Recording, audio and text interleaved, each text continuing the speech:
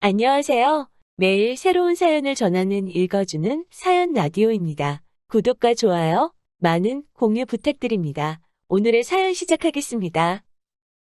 안녕하세요. 고등학교 다니는 애들 둘을 키우고 있는 50대 여자입니다.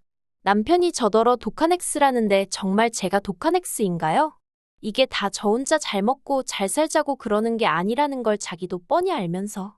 그러다 결국 남편이랑 몇 날 며칠을 싸우다가 결국 이혼 얘기까지 나왔어요. 그리고 솔직히 처음엔 애들 때문에라도 참고 살까 했거든요. 그런데 보자 보자 하니까 인간이 미쳐도 아주 제대로 미쳤구나 싶대요.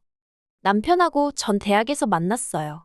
동갑이라서 그런지 처음부터 말도 잘 통했고, 무엇보다도 남편이 저에게 잘 보이려고 엄청 노력을 하는 게 눈에 보였거든요. 그게 저도 싫지는 않았고요. 그래서 2학년이 되면서는 진짜 사귀는 사이가 되었어요.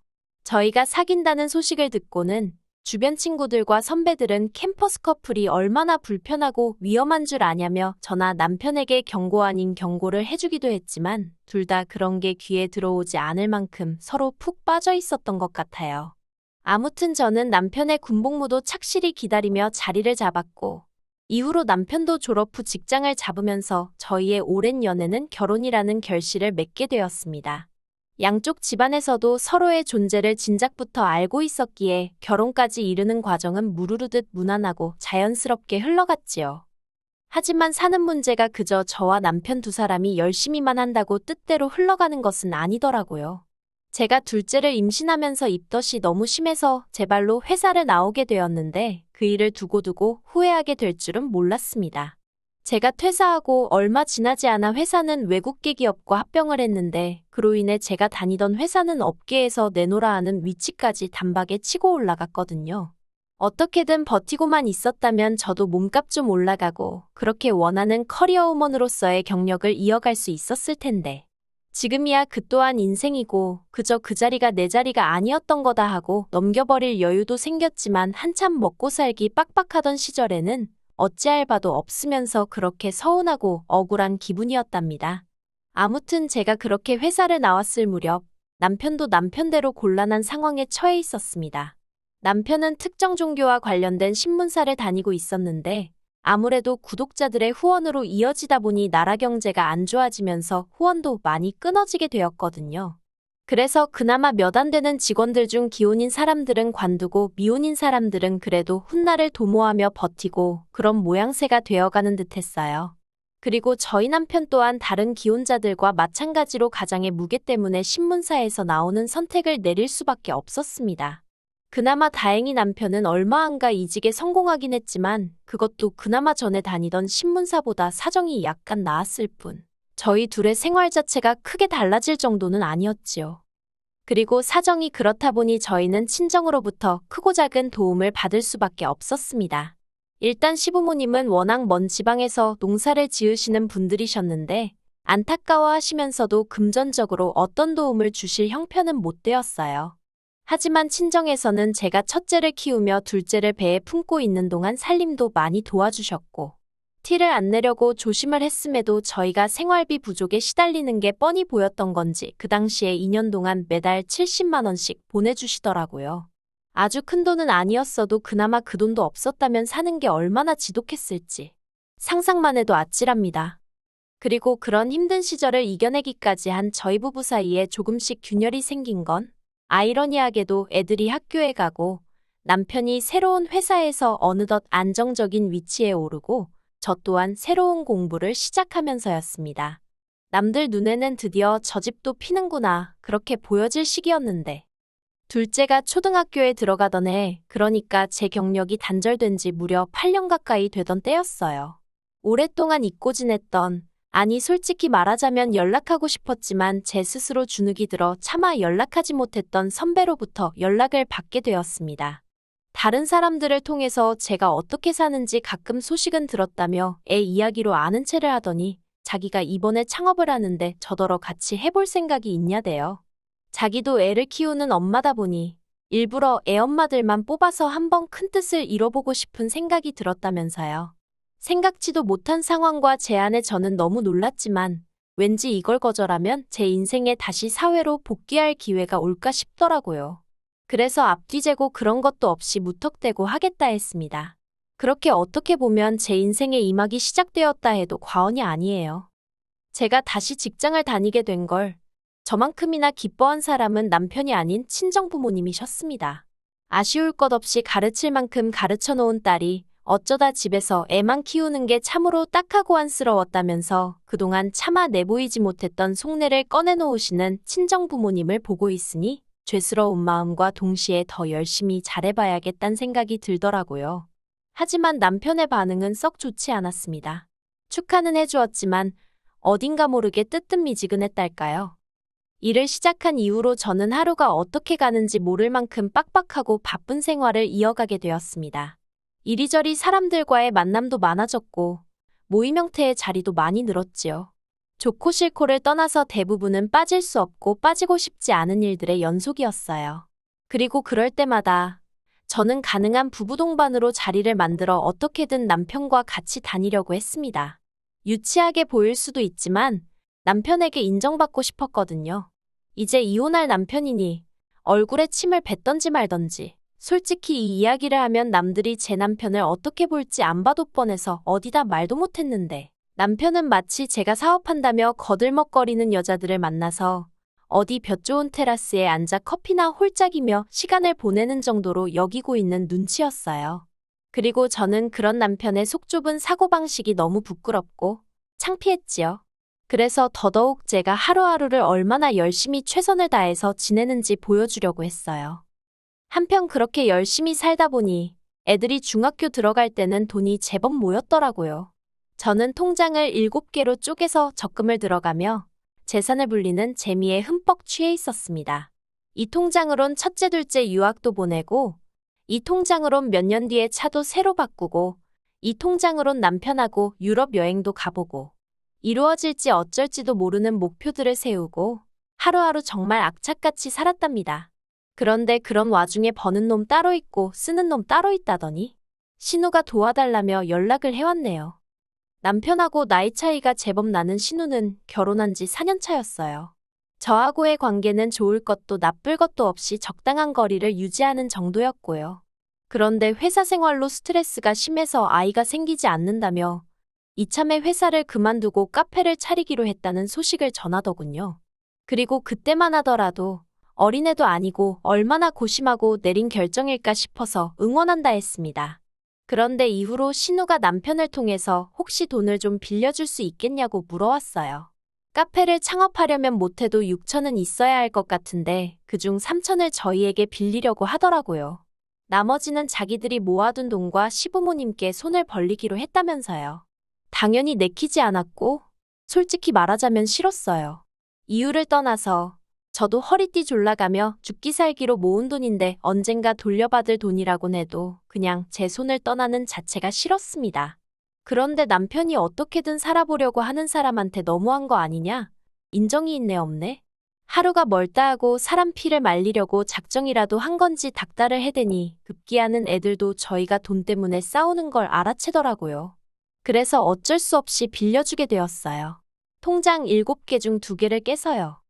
그리고 이후로 제가 이자 한 푼을 받은 것도 아니고 행여나 돈 빌려주고 생색낸다, 치사하다 그딴 소리나 들을까 싶어서 한마디 말도 안 하고 기다렸습니다.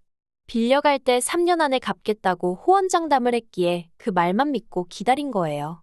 그런데 솔직히 장사하는 거 딱 반년 지켜보니까 그때부터 이미 불안불안한 마음이 들었습니다. 왜냐하면 카페를 한다고 해서 저는 그래도 나름대로 하다못해 바리스타 자격증이라도 하나 따놨을 줄 알았는데 원두에 대해서 아무것도 모르고 그냥 어디서 대량으로 떼다가 쓰고 과일도 대형마트에서 대충 사다 쓰고 손님이 안 오니 회전율이 떨어지고 그러니 커피며 케이크며 뭐 하나 신선한 게 없고 한마디로 악순환이었어요. 그래서 결국 단골이래 봤자 지인 장사 좀 하다가 3년 만에 준다는 돈도 안 주더라고요. 결국 참다 못한 제가 언젠가 딱 한 번 돈은 언제 줄 거냐고 물었는데 없는데 어떻게 주냐면서 오히려 적반하장으로 나오더라니까요. 그러다 결국 작년에 가게 접기로 했다는 소식을 들었습니다. 그리고 전후 이때가 아니면 절대로 못 받겠다 싶어서 신우에게 보증금 나오면 그 돈으로 제 돈 3천만 원 달라고 했지요. 그러자 남편이 저더러 독해도 너무 독하다면서 가게 망해서 속도 안 좋은 애한테 그 돈을 기어이 받아야겠냐는 헛소리를 하더라고요. 가족인데 신우가 어디 야반도주할 것도 아니고 살아날 기회를 줘야 하는 거 아니냐면서요. 그래서 됐다고 말도 안 되는 소리 좀 하지 말라고 했어요. 빌려주기 싫다는 거 당신이 하도 고집을 피워서 빌려주긴 했지만 내가 내 돈 빌려주고 그거 못 돌려받을까봐 얼마나 많은 날들을 밤잠도 제대로 못 이룬지 알기나 하냐고. 애들도 벌써 그때보다 클 만큼 컸겠다. 애들 교육 때문에 할 말 못하고 그럴 시기는 지났다 싶어서 저도 지지 않고 맞섰네요. 그리고 결국 신우한테 돈 3천만 원 받아냈지요. 고맙다는 말은커녕 하다못해 언니 그래도 돈 잘 썼어요. 그 말 한마디도 없더군요. 그런데 얼마 지나지 않아 신우가 어디서 무슨 소리를 듣고 온 건지 이번엔 네일 가게를 하겠답니다. 문득 커피 때 지켜본 게 생각이 나서 제가 신우더러 아가씨 그럼 네일 자격증이라도 따서 다른 가게에서 일을 좀 해보는 게 어떻겠냐고 했어요. 그랬더니 자기가 그래도 사장 소리 들은 게 몇 년인데 어떻게 남의 밑에서 일을 하냐면서 자기 가게를 차릴 거랍니다. 아직 정신을 덜 차렸네 싶어서 뭐라고 더 말하기도 싫더라고요. 그리고 아니나 다를까 또 한다는 소리가 자기가 갚은 3천만 원 다시 돌려달랍니다. 그걸로 가게 차려야 된다고요. 어이가 없어서 누가 들으면 아가씨 돈 제가 빌려간 줄 알겠다고 아무튼 이번엔 못 빌려준다고 했어요. 솔직히 이번에 또 빌려줬다가는 못 받을 게 뻔했고 설령 받을 수 있다고 해도 그간 했던 마음고생을 생각하면 엄두가 나질 않았지요. 그리고 제 속을 읽은 건지 신우가 이번엔 다르다면서 꼭 성공할 거라고 그러면 지난번에 못 준 이자까지 20% 쳐서 주겠다나요. 하지만 제가 무슨 한두 살 먹은 어린애도 아니고 그런 말장난에 넘어갈 리가 없었지요. 정말 미안한데 이제 애들도 곧 대학에 갈 나이고 그래서 안 된다고 딱 잘랐습니다. 그랬더니 신우가 저희 남편에게 뭐라고 이야기를 한 건지 남편이 쌩난리를 치더라고요. 저더러 너는 사업한답시고 하루가 멀다 하고 사람들 만나 희희낙낙하면서 왜 자기 동생한테는 남의 밑에서 일을 하라는 둥, 자격증이니 뭐니 따라는 둥 잔소리를 하냐는 거예요. 어이가 없어서 신우가 하겠다는 일이 자격증이 필요하니까 따는 게 좋겠다고 한마디 한 게 그렇게 욕먹을 짓이냐 했습니다. 그리고 내가 일하는 분야도 자격증이 필요하고 나도 다 땄다고 근데 당신이 관심이 없어서 모르는 거라고 쏘아붙이기도 했지요. 실제로 애들하고 남편 다 자는 새벽이면 공부하고 연구하고 그러느라 하루에 3-4시간도 못 잔 날이 수두룩이었는데 말이에요. 남편은 돈은 너만 벌었냐면서 자기도 벌어왔으니 신우에게 3천만 원 정도 빌려주는 건 저 혼자 결정할 일이 아니라고 계속해서 돈을 내놓으라고 절 닥달했습니다. 하지만 20년 가까운 결혼 생활 동안 남편과 제가 벌어온 돈을 놓고 비교하자면 제 스스로 호구 인증하는 것 같아서 말하기가 참으로 망설이집니다만 3대7 정도 될 거예요. 그리고 그런 와중에서도 시댁에 한 달도 빼놓지 않고 용돈까지 챙겨드렸으니 그나마 남편이 자격지심이 있을 땐 고마워하기라도 했는데 이젠 자격지심을 넘어서 아예 철면피가 되어버린 건지 혼란스러웠네요. 그리고 급기야 남편이 먼저 이혼을 하게 되면 재산 분할이 어떻고 하는 소리를 꺼냈습니다. 애들도 있고 그래서 저도 몇 번이나 욱하고 이혼 소리가 나올 뻔한 걸 누르고 또 누르고 있었는데 남편이 먼저 그 소리를 꺼내다니 기도 안 차더군요. 그래서 저도 그래 그 이혼 하자고 했습니다. 해서 당신 목 가져간 다음에 그 돈으로 신우한테 가게를 차려주던지 집을 사주던지 하고 싶은 대로 하라고 했지요. 그랬더니 남편도 그럴 거라면서 재산 분할해서 땅 사가지고 집 짓고 인간답게 살아보겠다나요. 저 때문에 갖고 싶은 것도 한번 제대로 못 사보고 외제차 한번 못 끌어봤다는 헛소리를 해대면서 말이에요. 어이가 없어서. 그리고 결론부터 이야기하자면 재산 분할에서 제가 재산기여도 85%를 인정받아 대부분의 재산은 제가 차지하게 되었습니다. 세세하게 나열할 순 없지만 시작부터 친정에서 준 도움부터 시작해서 제 현재 수입까지 비춰봤을 때 남편이랑 50대 50은 처음부터 가당치도 않았다고 생각해요. 남편은 결과를 인정할 수 없다, 받아들일 수 없다며 악을 썼고 저더러 끝까지 싸워보자 했지만 당장 신우가 지 오빠가 이혼을 하든 말든 빨리 돈 달라고 난리지 변호사 비용도 장난이 아니지 그러니까 더는 덤벼들지 못하더라고요. 그래서 결국 며칠 전 저희는 완전히 남남이 되었어요. 그런데 웃긴 건 남편은 아직 자기에게 무슨 기회가 남았다고 생각하는 눈치입니다. 법적으로 이혼만 했을 뿐, 애들도 있으니 친구처럼 살면 되는 거 아니겠냐는 헛소리를 하면서 지발로 나갈 땐 언제고 다시 집으로 기어들어올 생각을 하더라니까요. 물론 비밀번호는 애저녁에 바꿨고 곧 이사할 생각이에요. 애들도 이미 클 만큼 커서 뭐 지 아빠를 미워하고 그런 건 아니지만 부부가 살다가 안 맞으면 이혼도 할 수 있는 거고 그게 저희라서 좀 아쉽지만 어쩌겠냐는 시기더라고요. 여담이지만 요즘 애들이 쿨하다더니 저희 애들도 그런 건지. 아무튼 어떻게 끝내야 할지 모르겠는데 제가 결혼까지는 모르겠지만 애들 대학 보내고 사람 구실하게 만들 정도의 능력은 있거든요. 제 노후도 그럭저럭 자신 있고요. 그래서 제 자신에 대해서는 별 걱정도 없고 한편으론 솔직히 후련한 마음도 듭니다. 나름대로 최선을 다해서 살았고 더 이상 바꿀 수 없는 현실을 후회하며 시간을 낭비하는 짓은 안 할 거예요.